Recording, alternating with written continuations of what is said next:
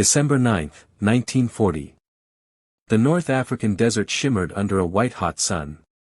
Waves of heat blurred the horizon as British troops crouched behind their trucks, engines idling low, sand whispering against steel. Operation Compass, the first major British offensive in the desert, was about to begin. To the Germans and Italians, the desert seemed endless, hostile, impossible to navigate. But to a small group of British soldiers, the 7th Armoured Division, better known as the Desert Rats, it was home. These men had learned to fight in the open sands of Libya and Egypt, using speed, surprise, and cunning instead of brute force. Their vehicles were painted to blend with the dunes, their uniforms bleached pale by the sun.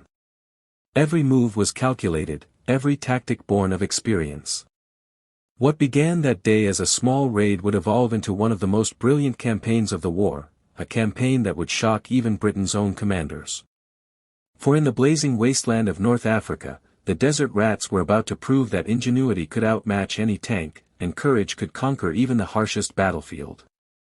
The story of the Desert Rats began months earlier in the harsh training grounds near Mersa Matruh, Egypt. There, under the command of Major General Sir Michael O'More Cray, the men of the 7th Armoured Division forged a new way of war. Traditional warfare meant trenches and fortresses. But in the desert, there were no landmarks, no cover, and no cities to hide behind, only endless sand.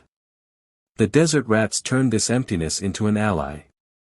They learned to travel by stars at night, using the sun by day. Mechanics became as important as marksmen. Every driver could repair an engine, every gunner could navigate. Their most valuable weapons were not their tanks, but their mobility and deception. They struck fast, vanished into the dunes, and hit again before the enemy knew what was happening. It was a new form of warfare, one that relied on intelligence, daring, and adaptability. Even their insignia, a red desert jerboa, the leaping rat, symbolized their agility and toughness. When the Italian army under Marshal Rodolfo Graziani pushed into Egypt in 1940, the Desert Rats were ready. The Italians came with overwhelming numbers, more than 200,000 men, over 1,000 tanks, and powerful artillery. But they were poorly equipped for the desert. Their vehicles broke down in the heat, their troops suffered from thirst, and their command structure was rigid and slow. The British counterattack, Operation Compass, began as a 5-day raid, but within weeks, it became a full-scale offensive. The Desert Rats moved like ghosts, navigating the desert by compass and instinct. They struck at night, surrounded enemy camps, and disappeared before dawn. In one engagement near Nabewa, they attacked from a direction considered impossible due to soft sand. Tanks rolled over dunes that even camels avoided. The Italians, convinced no army could come from that side, were taken completely by surprise. Within hours, entire divisions surrendered. By February 1941, the British had advanced 500 miles and captured more than 130,000 Italian prisoners, with minimal losses of their own. London was astonished. Generals who had doubted the viability of desert warfare were now praising the 7th Armoured Division as heroes. But soon, a new challenge would test them, one far deadlier than the Italians. In March 1941, a name began to spread across the desert, Erwin Rommel. The Germans had arrived. Rommel, commander of the Afrika Korps, was a strategist unlike any other. Bold, unpredictable, and daring, he was soon known as the Desert Fox.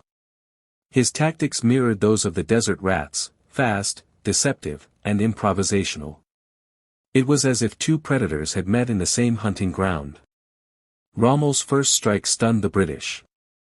His tanks moved with astonishing speed, bypassing strongpoints and striking supply lines.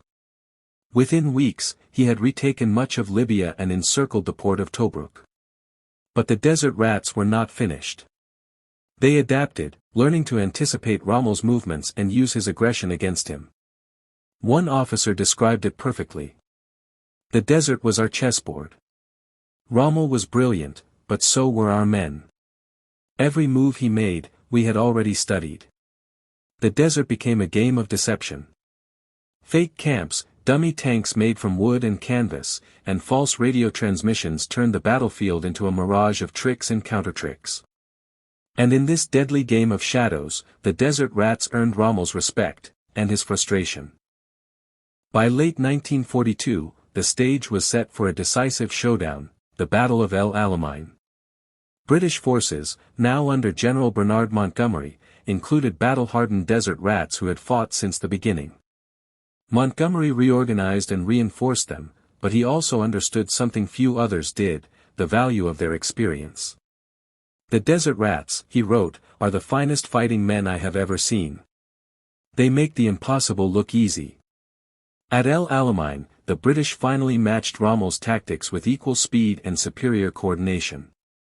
The desert erupted with thunder. Tank battles raged across minefields, artillery roared like constant thunder, and tracer fire streaked the night. But this time, it was Rommel who was trapped. The desert rats maneuvered with deadly precision, cutting off his supply lines and turning his flanks. When the dust settled, the German Afrika Korps was in full retreat. The tide of the North African War had turned, and the legend of the desert rats was sealed in history. When I teach my students about the desert rats, I tell them their greatest weapon wasn't their tanks, it was their adaptability. They mastered the desert the way sailors master the sea. They read the winds, the terrain, the stars. They learned to repair their vehicles with scrap metal and fight for days with little food or water. Even their enemies admired them.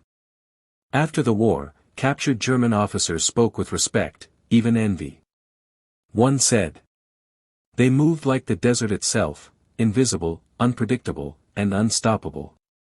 The 7th Armoured Division went on to fight in Italy, Normandy, and beyond.